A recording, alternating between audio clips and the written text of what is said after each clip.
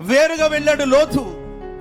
మందను చూసుకొని మురిసిపోయి, మనుషులను చూసి మురిసిపోయి, తనను పొగడేవారిని చూసి మురిసిపోయి, అబ్రహాముకు దూరంగా, అబ్రహాము సహవాసానికి దూరంగా, పరిచర్యకు దూరంగా, సంఘానికి దూరంగా, సేవకు దూరంగా తొలగిపోయాడు.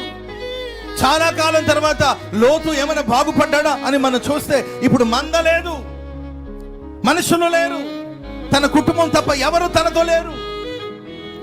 ప్రేమైన వాళ్ళరా, దేవుడిని ఎంత హెచ్చించినా, ఎంత గణపరిచినా, ఎంత ఆశీర్వదించినా, ఆది అపోస్తుల రోజులు, ఆనాడు అపోస్తుల్లో ఉన్న ఐక్యత, సంఘానికి ఉన్న ఐక్యత, అపోస్తుల బోధలో, సహవాసములో, రొట్టె విరుచుటలో, ప్రార్థన చేయటలో వాళ్ళు ఎడతెగక ఉన్నారని వ్రాయబడి ఉంది.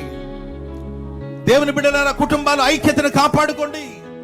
తల్లిదండ్రులారా, ఐక్యతను కాపాడుకోండి.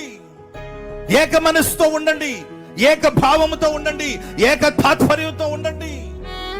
ఆత్మ లేని వాడు భేదాలు కలుగు చేస్తాడు. భేదాలకి చోటు ఇవ్వద్దు. ఏక మనస్సుతో మనం ఉన్నప్పుడు ప్రియుల దేవుడు మనల్ని దీవిస్తాడు. ఈ దీవెనను పాడు చేయడానికి కోసం సాతానుడు ఎంత ప్రయత్నించినా వాడు విఫలమవుతాడు. చివరికి అతడే చెప్తాడు, దీవించమని సెలవాయను, దాన్ని ఎవ్వడు మార్చలేడు. చప్పట్లు కొడుతూ ప్రభుకు స్తోత్రం చెప్పండి గట్టిగా.